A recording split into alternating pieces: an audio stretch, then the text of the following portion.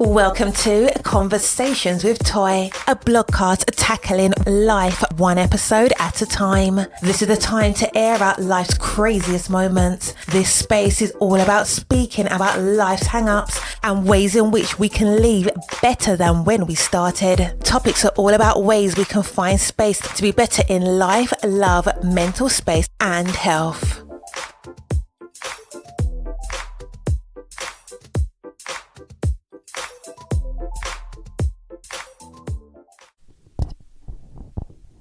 Happy Friday. We have made it to another Friday, and I am super grateful for that. This Friday is of a different Friday, and we'll get into that conversation as to what makes today such a different Friday than any other Friday, or I should say a Friday we haven't seen in such a long time. For me, this was a long week filled with a lot of emotions, ups and downs of emotions. And I'm going to talk about that because today's topic we're going to talk about is Thanksgiving over the years and how we're faring out, how we're dealing with having possible less people at our table and just the effects of just the holidays, in general, and then adding COVID and everything else that we have going on in the world right now. Life is literally changing, and it's changing extremely, extremely quickly. If this is your first time tuning in, first I want to say hello and thank you for tuning in. You could have been anywhere, but you're here. And then secondly, I just want to say that, my goal for this space is for when you tune in, for you to be uplifted, for you to feel like you're not alone, for you to understand that no matter what you're going through, we are all connected. And because you may hear me talk about things that you might be struggling with, I hope that gives you the courage to continue on with whatever your journey is taking you. So that is always the goal. Today's topic is really going to be about Thanksgiving. Like I said, we're going to talk about over the years having less people. We're going to talk about some social media stories that you might have missed. And there is one that I have to talk about. It has to be talked about. We'll get there. So let's just talk about what makes today such an interesting day. Well, here first of all, my name is Toy, again, Conversations with Toy, and I am a lifestyle blogger as well as obviously a podcaster because that's why you're here. And I live in Philadelphia currently with my husband and wonderful children. Now, with that being said, if you just Google Philadelphia and COVID, you know that today is like I want to call it the lockdown 2.0. I think it's fair to call it that.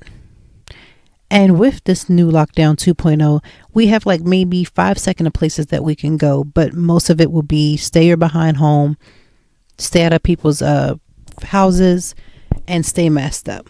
That's it in a general consensus because unfortunately, all indoor dining is done. Gyms are done. Museums are done. Libraries are done. You can eat outside, but that's going to be cut and limited. And it's only 4 people to a table, and they would prefer for it to be people that live in your own house.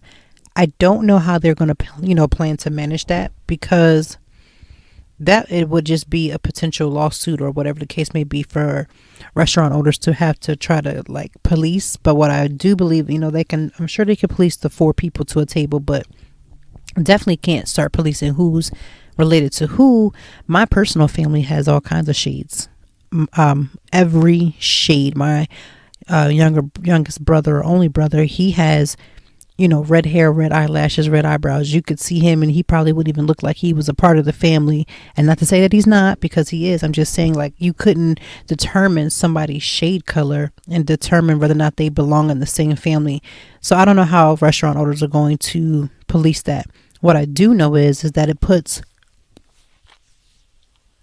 such a huge, huge strain on restaurant owners right now.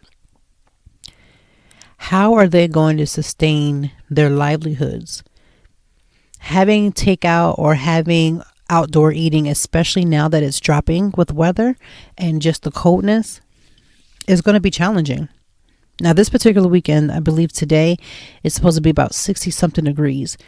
You're going to get people that are going to put their sweaters on, put their jackets on, and continue to support, restaurant owners. And I hope that that's what happens. I hope that people are going to continue to order out. But then if you think about it, next week we're going into the new year, to Thanksgiving. I almost said New Year's, but we're going into Thanksgiving, and you got Christmas coming. It's a tough time. It really is. So my heart goes out to all the Philadelphia business owners right now, and especially the restaurant owners, because it's just such a horrible, horrible situation. And I understand it. I mean, COVID is not gone anywhere. I don't know where people are getting this ideology that COVID has stopped. I believe the United States has hit 250,000 deaths.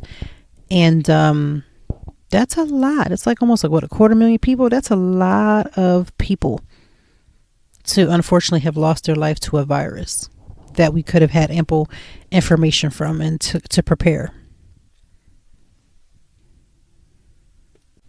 And also here in Philadelphia, they are asking basically for no one to socialize between homes. Basically stay in the home that you are in and have Thanksgiving via Zoom or some type of electronic computerized mode. That's going to isolate a lot of people. And again, rightfully so, because we've had people that have been so stark about not putting on their mask, not social distancing, not operating in a behavior that could protect all of us. Do you know how many people on my own personal and business timeline that I've seen have had massive birthday parties and gatherings, huge weddings? And again, this is all of people's choices, their options. They can do what they choose. I'm not judging. I'm just saying it's not that it is happening. And so now we're in a situation where we are. Somebody said I saw on someone's social media was like, if I see you for Thanksgiving, I see you Christmas. Those who know, who they know. So Thanksgiving, I was always taught growing up that Thanksgiving was about family and friends, gratefulness, and great food.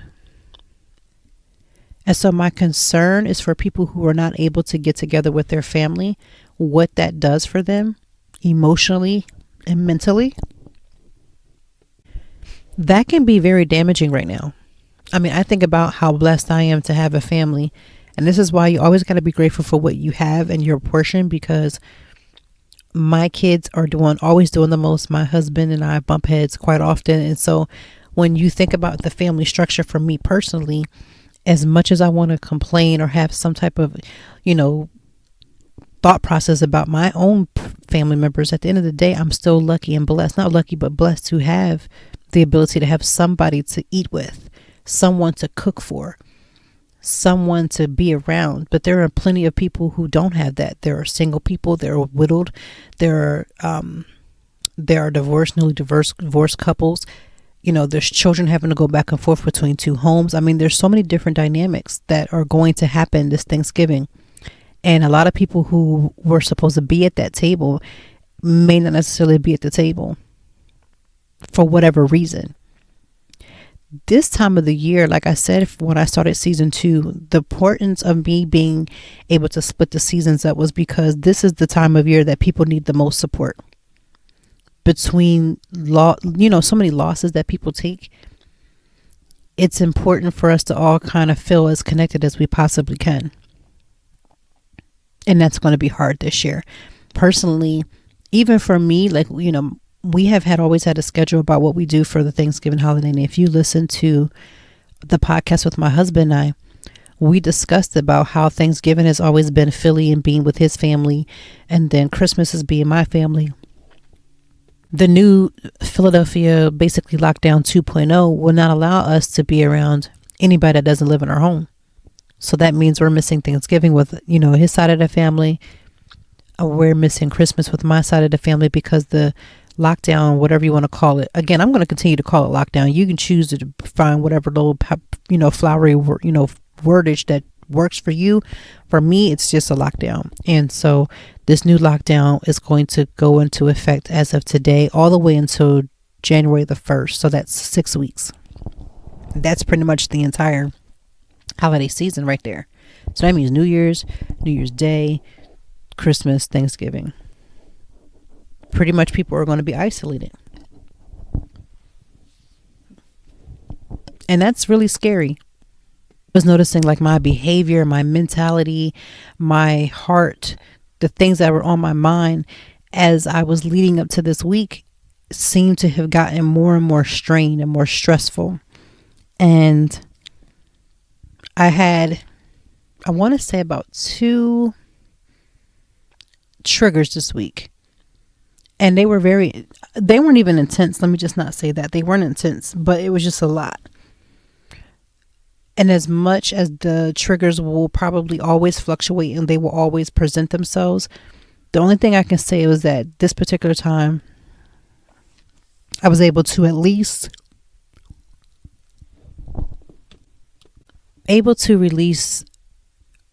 recognize the situation and then make sure that I was taking care of myself, even if that meant being quiet, even if that meant being to myself, whatever the case may be. And so if I, who have people around me, because you can be in a room full of people and be lonely, and I'm not saying that that is the case for me. What I'm saying is that there could be somebody listening right now who has whomever is in their life around them and still feel lonely.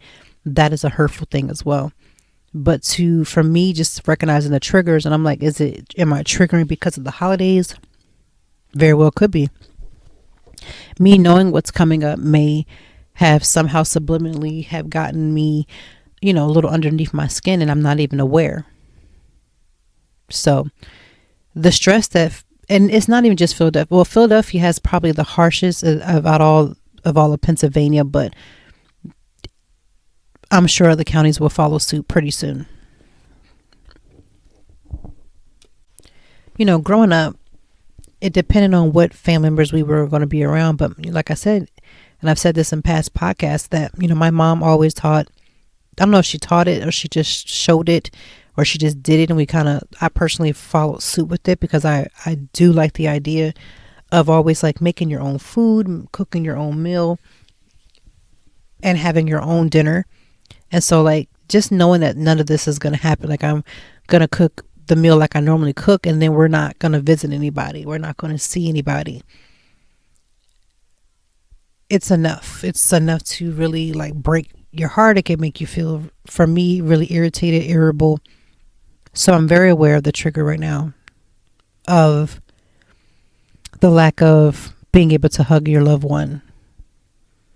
So if there's someone else, I know there has to be other people that are in the same boat.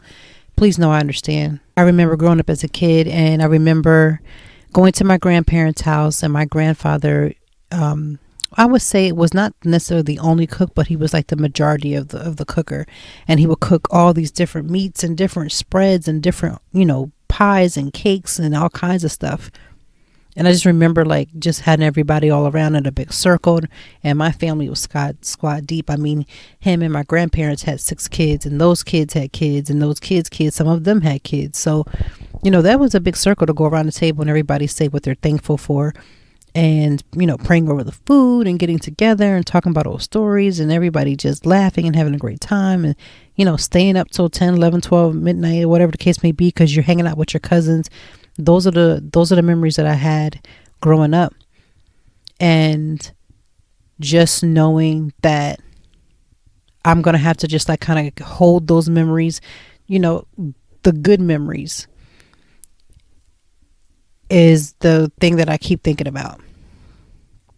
And then like with my husband and his family, I can't speak about how their Thanksgivings were, but I know how it was when I at least came in and how I felt being around them for Thanksgiving, and everybody eating together, and at the time watching our kids grow up, and just all of these fond memories. But it's like, hey, I don't want to have a situation where I go into the new season and those same family members are not there, and it's because of something that I did or I was around them, or I just don't want to have that type of pain and anguish and stress on my life. So we're going to do what we need to do, and I'm hoping that I can encourage you to do the same. It will be hard. I'm not going to act like it is just like this big, walk in the park. It's not, but it'll be necessary.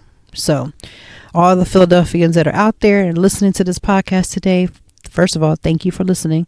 And then two, we are all in this together. And although we will not all pan out together the same exact way, but we are all united. Some people are extremely upset, and rightfully so. Some people are like, okay, we just got to do what we got to do so we can bunker down and get this taken care of. I don't know. We'll just see how this first day goes. That's all I can say.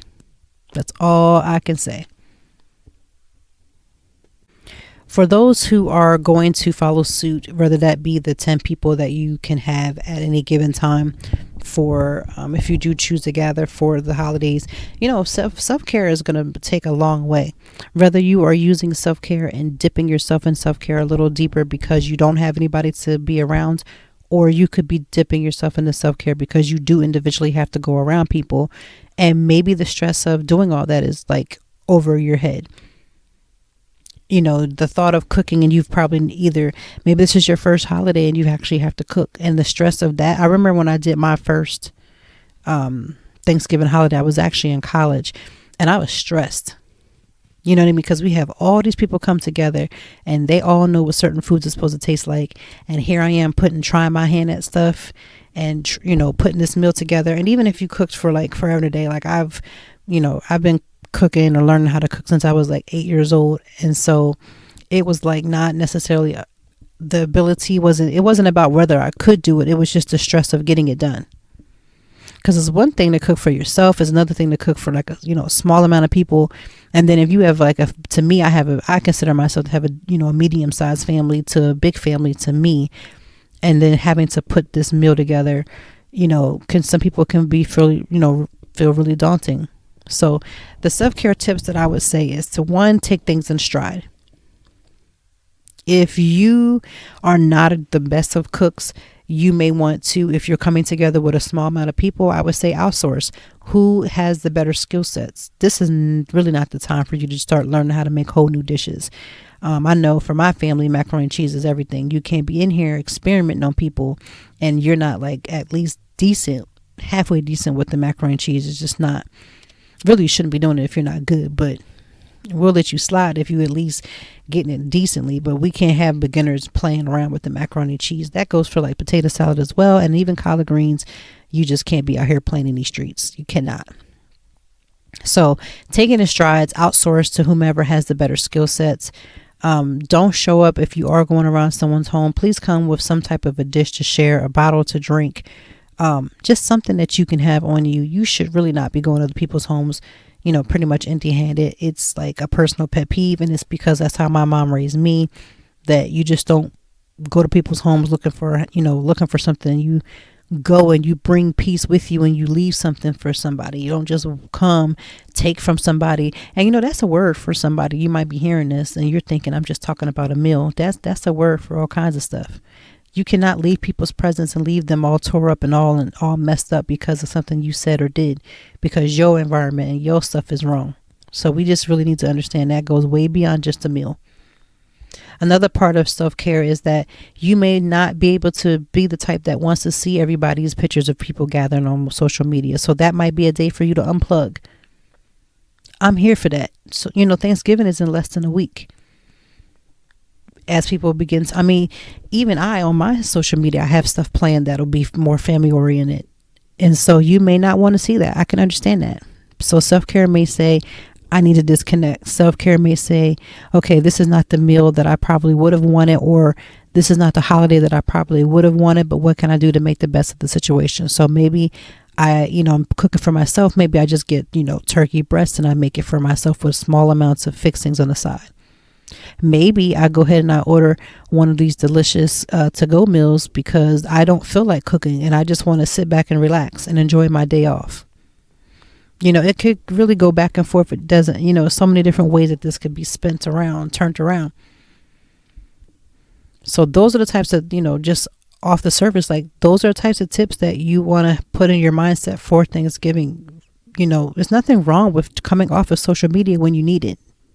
Social media can be a blessing and social media can be a curse.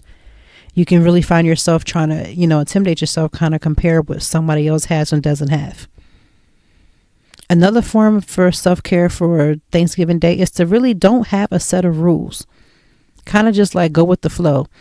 Now, you might be the type of person that has to have dinner by a certain time and it has to be this type of way. And if that works for you, that's fine. I remember back in 2017, it was right after my mother-in-law had passed. We decided to make our own rules by having no rules. We had our Thanksgiving dinner, I think about 12 noon, pretty much for lunch. Then we got in the car and decided to go to the movies. Then we went to the movies to my husband's uncle's house, which I really call my uncle. This is my uncle. I almost said his name, but I won't do that. And we came home and my husband and I sat and we just told each other why we were grateful. As the kids were, so excited from the day, they decided to go to sleep, and we just, had a, little glass of wine and just talked to each other. It was a good day. And after that year, I decided that, we can come together and make a menu. We can do those things, but I don't want it to have so much stress beyond the day that we're so rigid about we have to be somewhere by 2:00. Now, if we're coming to your house for dinner and you tell us that you want us there by 2:00, that's not the same thing as getting everybody up in my house as we're preparing to go to somebody's house and stressing everybody out because certain things are not in its proper place. Like, learning to relax is a gift, because not everybody can do it. There are just some people who are naturally going to gravitate towards being super anxious about every little thing. So taking a chill pill, relax, not having any rules, and deciding what it is that you truly want, what's important to you. And if you can, within reason, go ahead and make that happen. Those are the types of tips that I would hope that as you're getting closer and closer to the day, that you remember. Maybe you need to be on the Ministry of Ice, so you bring the bags of ice to keep all the drinks cold. Maybe you're the type of person that needs to go buy that store-bought pie because that's just not your gift. Whatever it is, from the food down to how you protect your mind, how you protect your heart, how you learn to bring peace into a stressful situation, is to learn how to just break certain things down. And instead of looking at the big picture, sometimes it's easier to just look at small goals. Once you start to complete 1 or 2, maybe even 3 goals, you'll find that you're like, okay, I can handle the situation. Because, holidays usually come with somebody's grandmom, somebody's aunt asking you, why are you not married yet? Are you pregnant? When do you plan on having any kids if you're married? Or even if you're not. I know people who just want to be all in people's wombs and uteruses and wondering what's happening. Why aren't you married? Why aren't you married yet? Well, you're not getting any younger. Like, all the level of ignorant conversations will come up between a family member, and that could either have you, fine and dealing with it, it's not a big deal, to it may cause an entire rift between you and a family member's, relationship. So sometimes just like separating yourself, and even, even if it's the one time where you're like, listen, I just don't want to deal with this anymore. I don't feel like coming to the dinner where everybody's going to holler and have a fit. Maybe I just want to sit down and take a chill pill. That's perfectly fine as well. So self-care is going to be super important from here on out, really just for the weather change, but definitely not on Thanksgiving Day. Stressing yourself out, doing more than what you should, getting involved with conversation that you shouldn't even get involved with, so you can argue, fuss, and fight. It's just not worth it. It's really not.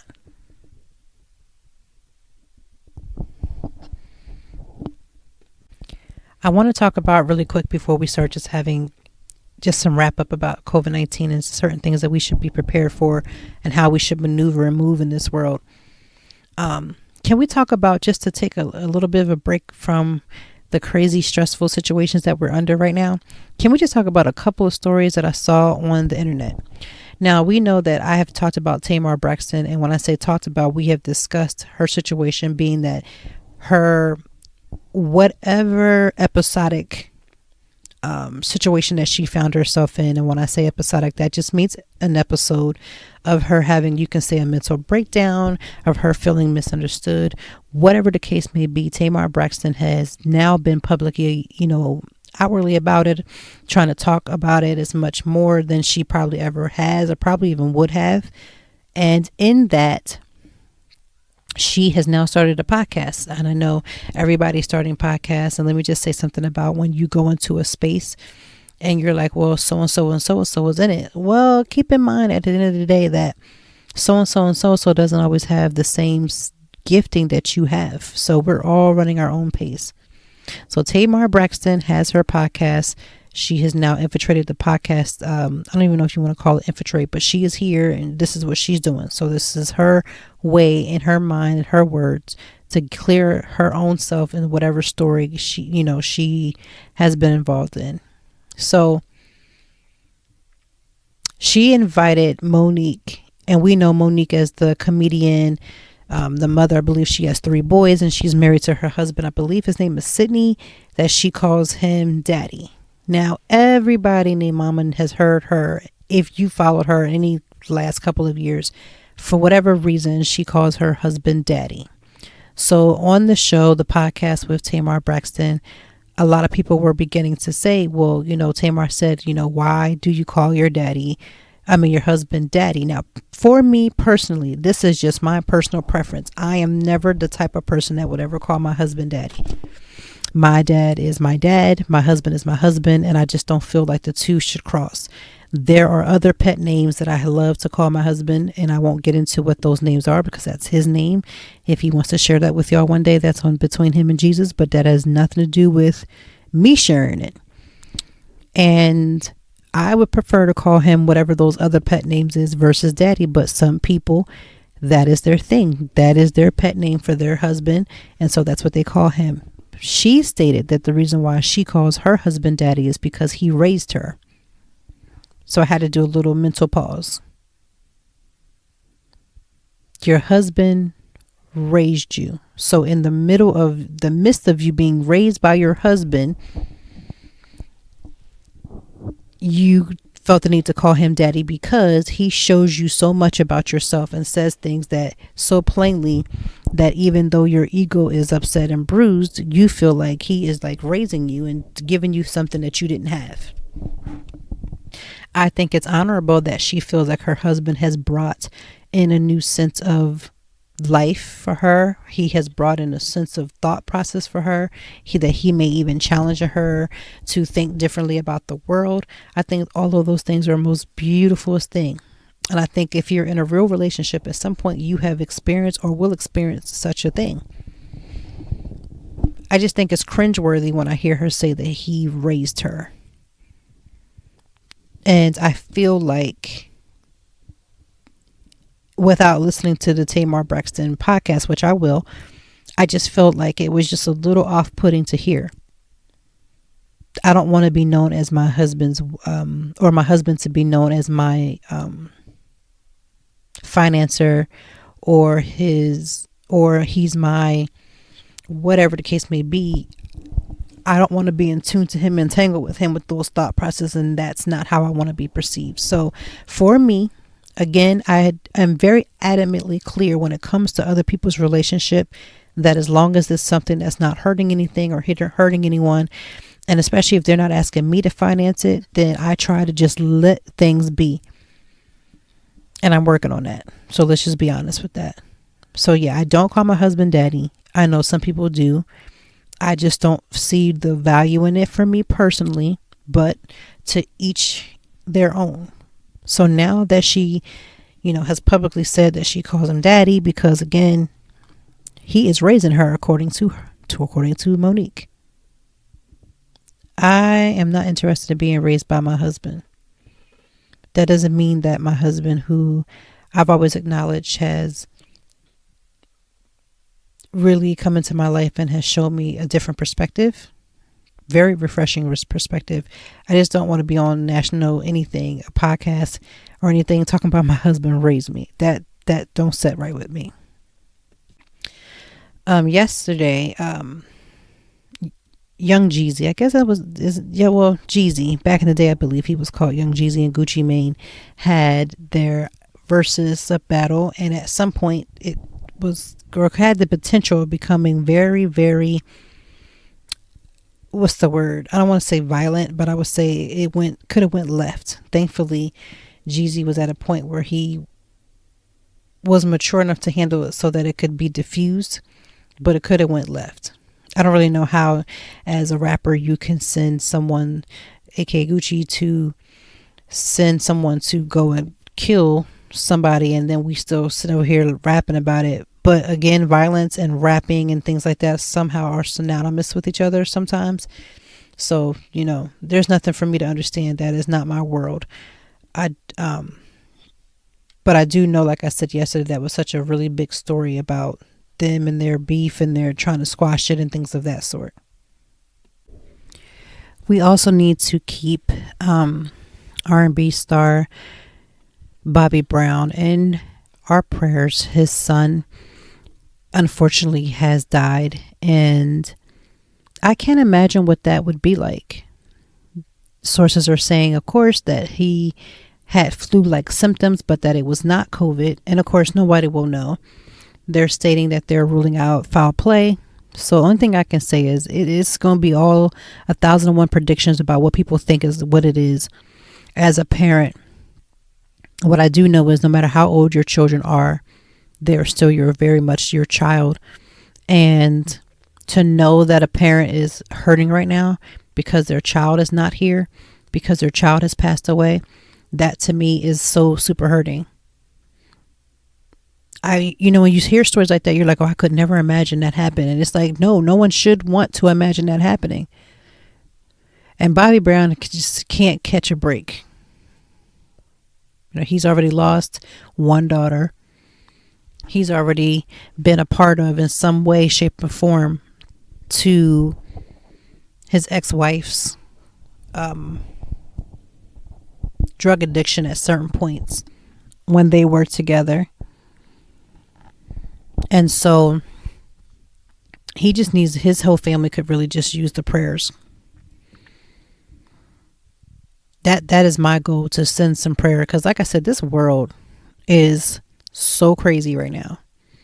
The amount of pain that is in this world right now, the amount of sorrow that is in this pain, whether it be about death, whether it be about loss, businesses lost, lives lost, confidence loss.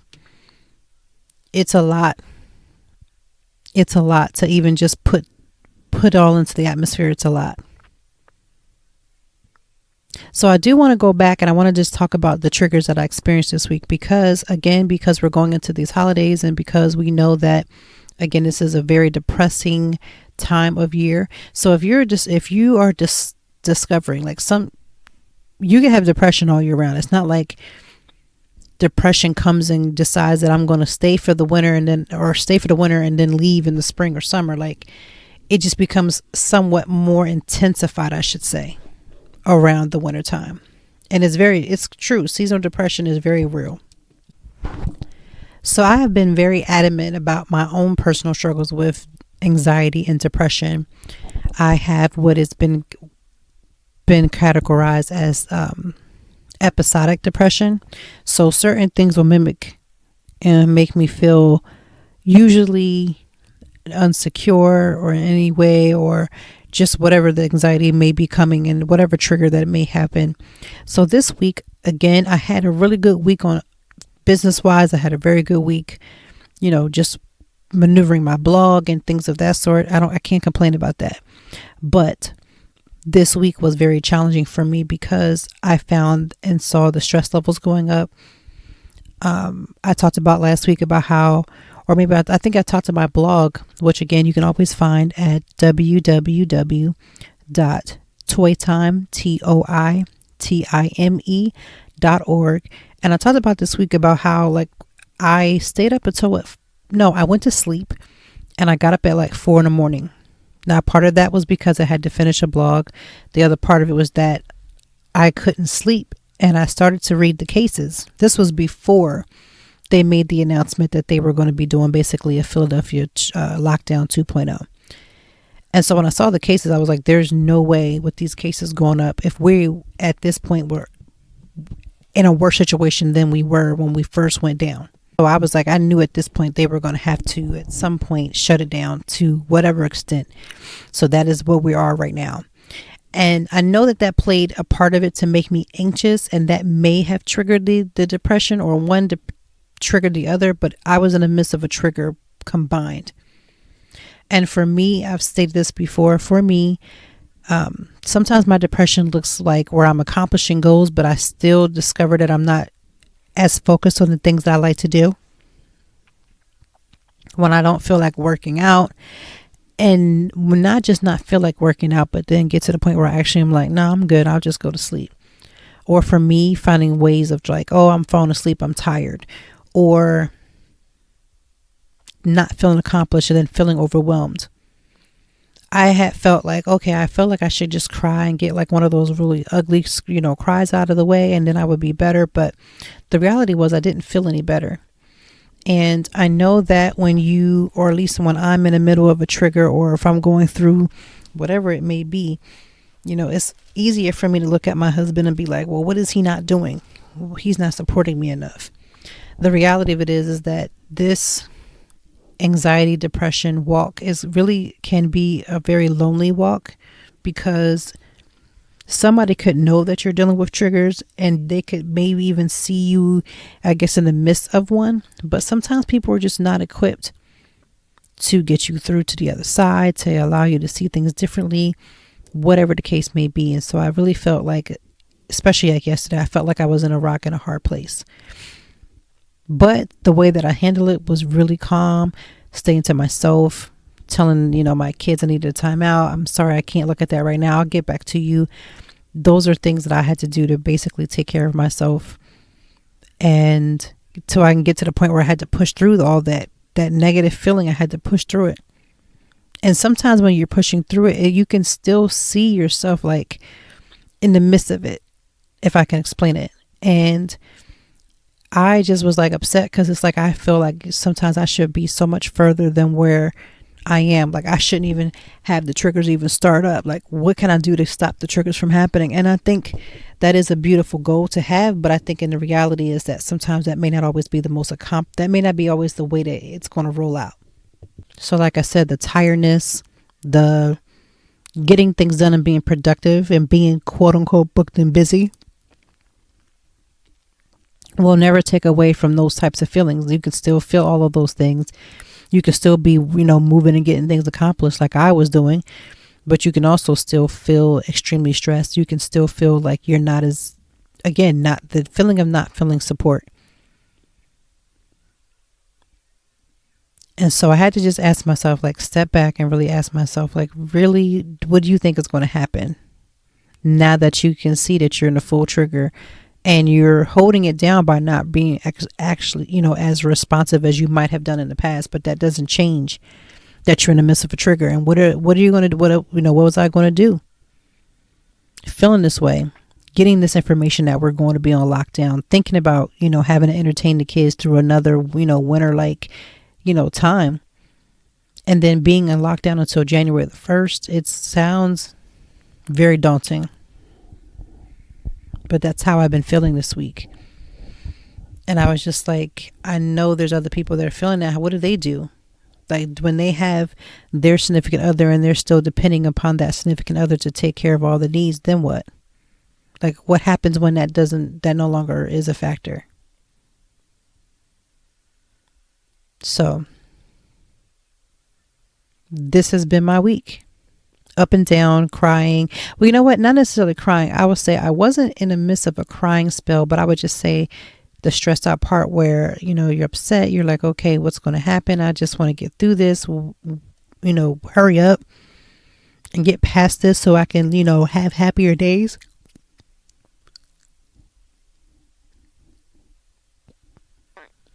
There's a difference between being happy and there's like the whole point of having joy. And for me, I'm trying to walk into a path where I can actually have real life joy versus whether or not I'm always happy and smiling and, in this exuberant mood, because that's not always going to be the case. Sometimes yesterday I would say it was more or less moving out of necessities, moving out of the fact that, hey, things had to get done. Your kids need you to step it up and do what you have to do. But then after they're done, you need to take a moment to rest your brain.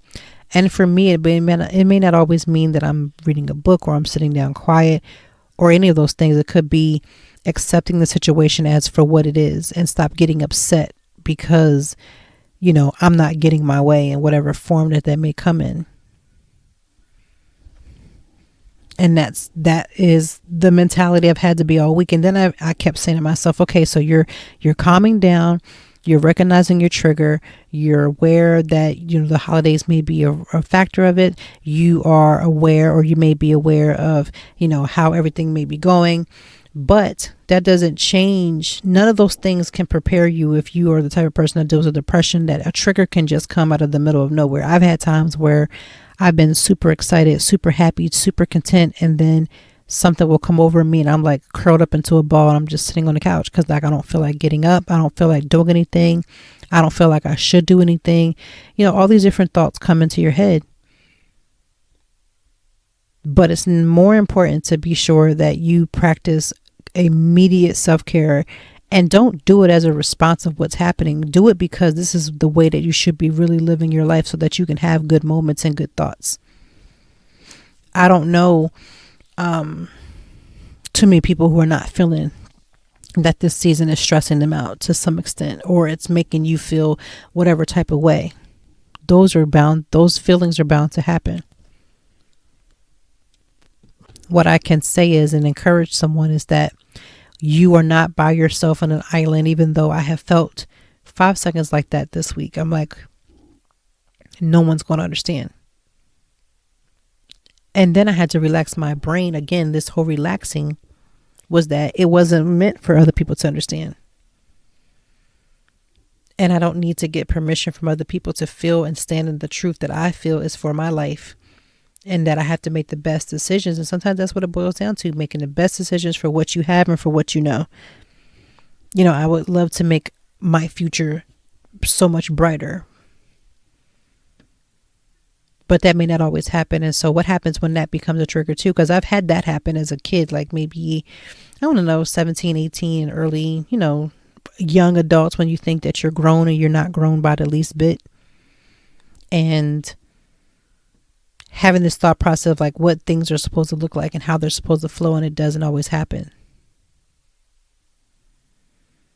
This is going to be a quick week indeed. But my prayer is that everybody that is hearing this, everybody that is upset, everybody that's filled with joy, everybody that's having whatever go on, is that everybody will just get to the point where they find peace in the situation. Peace that they know that they're saving their family members, and that God would keep every last one, because, you can only account for what you and those that you have, ample responsibility over. And that's the only thing that you can do.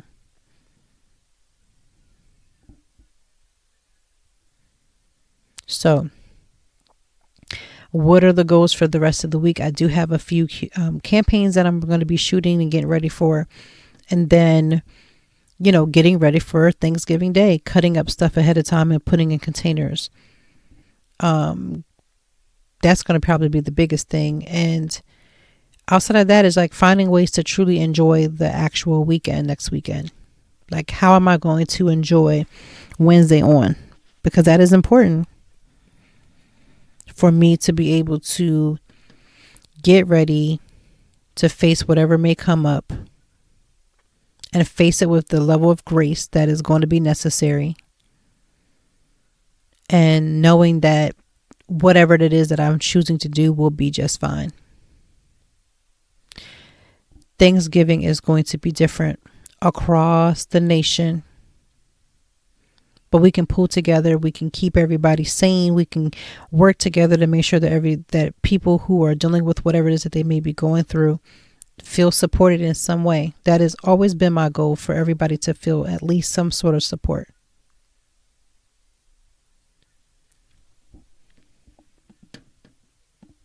So with that being said, I wanted to just end this almost Thanksgiving podcast, even though it's not a Thanksgiving podcast, but we're almost there, less than a week, with my top 5 Thanksgiving sides. And I don't think I'm going to give them in any particular order. I'm just going to give them to you. One of them, and I want to say this is probably at the very top, is cranberry sauce. I've had it in different ways. I've had it different, made homemade. I've had it in the can. I've had it all kinds of ways, but I don't care which way you make a cranberry. I love cranberry sauce. Hands down, love, love, love, love, love cranberry sauce. Another dish that I love is baked macaroni and cheese. Now, since I am vegan, if you did not know, I am vegan. I have now figured out how to make myself a container, a little small amount of vegan macaroni and cheese, which is great for me. So I'm excited for that. Another dish that I like, I would say, is apple pie. I think apple pie to me is one of those fall favorites. And I think like everybody should have at least one apple pie on their table for Thanksgiving. And why? Because I feel like, after you done ate and you done sat a little bit and you keep going back and forth, like that's the fun to me. And Thanksgiving is like, you're like, should I get more? Should I, make my plate to go early? Like, especially when you were, going out to the people's houses. But like, I need to get a piece of, a pie. And so that was always my thing. A piece of pie, apple pie. Apple pie is everything. So if you ever invite me over to your house and it's Thanksgiving, please understand I'm going to be looking for a pie. I'm going to be looking for some baked macaroni and cheese, to be vegan if possible. Oftentimes I think since I've become vegan, I just don't have the desire to eat other people's stuff that's not, especially if I'm at an event that's different. But when I'm at home doing my own thing, I don't always focus on that. So that was the cranberry sauce, and we have macaroni and cheese because you can never go wrong with macaroni and cheese. Gravy, I have been able to make this really great vegetable gravy, which is so good. And I always find that's a great alternative for the holidays because you're already going to spend so much time drinking. I'd rather use my calories for like a great bottle of wine or a mixed drink that was really good versus just like, oh, I'm going to eat turkey, da da da da. But I will say this is the first year where I'm going to actually have a vegan turkey. I could not tell you what's in this vegan turkey. What I do know is that it was highly recommended by the auntie in my head, Tabitha Brown, regarding, she tried it and I was like, oh, it looks really, easy to make. So that is what we're having. I'm having a vegan turkey roast. My family, of course, is going to have the traditional turkey, which will be made by me. I'm not the type of person that's like a vegan that's like very strict about food touching each other or anything like that. So it'll be very interesting to see how Wednesday will go. Each child of mine have been assigned, or they have assigned themselves a dish that they would like to make. So my son and I are going to be on pie duty. So I'm going to be cooking everything. Let's just be clear. They are choosing which they're going to help me with. My oldest will be doing the turkey. My middle child will be doing the apple pie. And my youngest told me she just wants to eat the macaroni and cheese. She does not care whether or not she makes it or not. Although she did say she might go ahead and just, try to make it. But by trying to make it, that just means watching me or cracking an egg here and there. But outside of that, those are like the top three. I won't say the top three, but the cranberry sauce is definitely number one. Another dish that's like a favorite, I love stuffing. My grandfather used to take the stuffing, like the stovetop stuffing mix, and then add all these different things to it and made it like his total own. And since then, I've done it the same way. I can't say that it tastes the same way because, when you're trying to cook from somebody that just can throw stuff together versus them setting out measurements, it's completely different. But yeah, I like stuffing and I like it because, like I said, my uncle growing up used to always make sure it was available. But stuffing is so good, especially when it's not too mushy and it's got that right a little bit of a crunch to it and texture. I'm here for that. So we got stuffing, we got macaroni and cheese, we got cranberry sauce. I would have to go with, what other dish would I want to go with? I'm going to go with, I would say cabbage, but to me, cabbage is not necessarily a Thanksgiving portion, but I will say that we are using that. We are making cabbage this year. So I don't know. I would say again, if I had to choose where everybody stood, I definitely know that cranberry sauce would knock everything else in the park because I don't know what it is about cranberry sauce. Like I could literally just eat it and then lay it out and just eat some more. My daughter, my oldest, is the same way. So I told her we were going to get like 3 cans of cranberry sauce because that means me and her can have our own. Then we can just divvy up the rest if they should choose to have it. So cranberry sauce and I go together. Just don't tell my husband. on my Facebook page, I do have a Facebook page, which is called Toy Time Ladies. And ladies is spelled LADIES. We have a lot of fun. And this week I'm going to be, I'm already set all of my content, but it's going to be nothing but Thanksgiving posts. Whether you are single and you're ready to mingle and you have to meet your new boo's family, we have eating alone for Thanksgiving because so many people will. We are going to be talking about in-laws because in-laws come with their own level of craziness to have to deal with. So we talk about that on Facebook. So I just pretty much put a lot of the content on the Facebook because, of course, I want you to come follow me there. And we have everything together, and that's how our Thanksgiving is going to go. We will be, of course, calling family. We will be calling friends, sending text messages, trying to do as many Zooms. If you don't know, Zoom has lifted their 45-minute time on the app. So now that you can have pretty much almost like an unlimited call without any interruptions. So that's what we're going to be about. If you're following me on Twitter, my Instagram are pretty much run about the same way. I mean, they are run by the same person, moi, but I try to keep all of the content not necessarily the same because each platform requires a different level of the way the content is presented. But what I will say is that I try to make available different topics according to what I believe the need is for the week. If there's something that you would like to hear about, something that you would like for me to see, something that you would want me to talk about, you can always send me an email. My email address is always open, and that email address is toytimeblog@gmail.com, and I will review it. We'll talk about it. We can go from there. But I'm just hoping that everybody's going to have as much as a peaceful season for this Thanksgiving holiday, and that people are going to find themselves not feeling as if they're isolated, but just understand that right now we are taking a hit so that we don't have to take a hit later on in life. So that is what we're doing. Thanksgiving will be here. By the time we get back, it'll be long gone and over. But of course, I'm going to talk about what actually happened, what happened last week. I should say not last week, next week, because that's Thanksgiving. We will be back Friday, which will be the Friday after Thanksgiving. I'm going to pre-record the episode maybe a few days earlier than normal, and I will post that. I will give you a date of when it's going to post and everything. But yeah, people be very much prepared that we are not going to skip just because next week is actually Thanksgiving week. We are going to continue on and then go from there.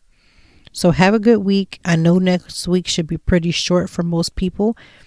And try to have yourself a great day. It is Friday, so reward yourself with some type of drink or beverage or food that you truly love. For me, I'm going to be getting one of my favorite glasses of wine and, pretty much veg out. And I have some content that I need to work on. So that's what I'm going to be doing for the pretty much tomorrow and as well as the weekend, just trying to figure out everything that may be necessary needful before we're already in lockdown, but just people who have these just want to be prepared for everything. So have a good day. Enjoy this beautiful Friday, no matter where you are listening to this podcast. And again, if you are in need of any assistance or you want to do a follow-up question, you have something that you want to add, you can always send it again to my email at toytimeblog@gmail.com. Have a great week. Have a great day. Have a great Thanksgiving. And we will come back the day after where I'm going to pretty much talk about it all, how it went, what happened, what we ate, all those wonderful things. So have a good week.